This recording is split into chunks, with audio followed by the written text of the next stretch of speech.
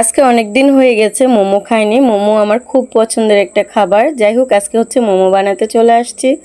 তো চলেন আজকে আপনাদের সাথে শেয়ার করব আমি কিভাবে মোমো বানাই। হ্যালো এভরিওয়ান, আসসালামু আলাইকুম। সবাই কেমন আছেন? আমি আল্লাহর রহমতে ভালো আছি।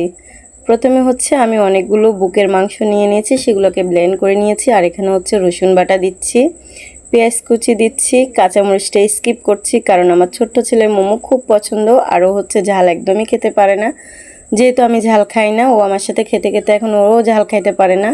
দিয়ে দিলাম একটুখানি সয়া সস একটু দিনে পরিমাণ মতোই দিয়েছি। টমেটো সস দিয়েছি, তোমরা চাইলে নাও দিতে পারো।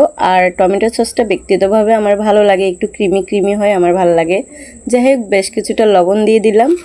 আর হচ্ছে খাওয়ার যে তেল আছে, রান্নার সোয়াবিন তেল, সেটা দিয়ে দিয়েছি।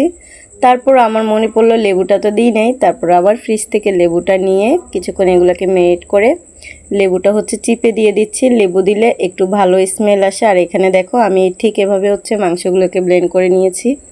আর তারপর হচ্ছে এখানে একটা ভাগ হচ্ছে লেবু দিয়ে দিলাম। আবার সুন্দর করে এগুলাকে আমি ভালো করে মেরিনেট করে নিচ্ছি। তারপরে হচ্ছে আধা ঘন্টার জন্য রেখে দিয়েছি। এখানে কিছুটা রুটি আমি ডো করে নিয়েছি। এটা স্পেশালি দেখানোর মতো কিছু নেই, সাধারণভাবে আমরা যেভাবে রুটি বানাই। ঠান্ডা পানি দিয়ে কাইটে ধরেছিলাম, তো ঠান্ডা পানি দিয়ে ধরার পর ছোট ছোট করে গোল গোল করে আমি রুটি বানিয়ে নিয়েছি। তোমরা চাইলে একটা বড় সাইজের রুটি বানিয়ে সেটাকে গোল কোনো ঢাকনা বা কিছু দিয়ে কেটে নিতে পারো, সেটাও খুব সহজ হয়। তো আমি হচ্ছে সেভাবেও করি, এভাবেও করি, যেভাবে আমার কাছে ভালো লাগলো। আর এখানে বেশ কিছুটা মোমো বানিয়ে নিয়েছি। এখানে মোমোর জন্য আমি হচ্ছে একটা জালি দিয়ে দিয়েছি চুলার উপরে।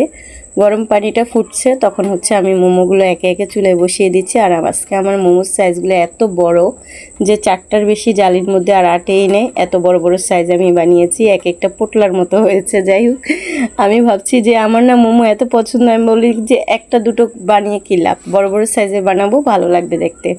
তারপরে বেশ কিছুটা মোমো হচ্ছে আমি ফ্রাই প্যানে দিয়ে দিয়েছি। দুইভাবে হচ্ছে মোমো আজকে আমি খুব সহজে বানাচ্ছি, কারণ মোমো বানাতে মনে হয় যে একটু ঝামেলা, মানে হতে অনেকক্ষণ সময় লাগে, বারবার দিতে হয়, নামাতে হয়, সেজন্য। তো আমি হচ্ছে কিছুটা ফ্রাই প্যানে দিয়ে দিয়েছি, আর এখানে হচ্ছে কিছুটা ভাপে দিয়ে দিয়েছি। সেটা দেখা হয়ে গেছে।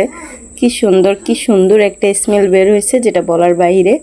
আর এখানে দেখো এগুলো হয়ে গেছে, আমি উল্টে পাল্টে সবগুলোকে নিয়ে নিয়েছি। আর একটু লাল লাল করে নিয়েছি নিচের অংশটা, ভীষণ ভালো লাগে খেতে এভাবে করলে। সাথে কিছুটা সস দিয়ে পরিবেশন করছি। Just wow! তোমরা একবার বাসায় ট্রাই করতে পারো আমার মতো করে, ঘরোয়া পদ্ধতিতে। আমি আমার স্টাইলে রান্না করেছি, কেমন হয়েছে কমেন্টে জানাবেন। আর সবাই ভালো থাকবেন। আসসালামু আলাইকুম। ভিডিওটা কেমন লাগলো কমেন্টে জানাবেন। বিকেলের নাস্তাতে এরকম একটা নাস্তা পেলে কিন্তু দারুণ লাগে। আমার কিন্তু ভীষণ পছন্দের একটা খাবার। আপনাদের কার কেমন লাগে অবশ্যই কমেন্টে জানাবেন। সবাই ভালো থাকবেন, সুস্থ থাকবেন। আল্লাহ হাফেজ।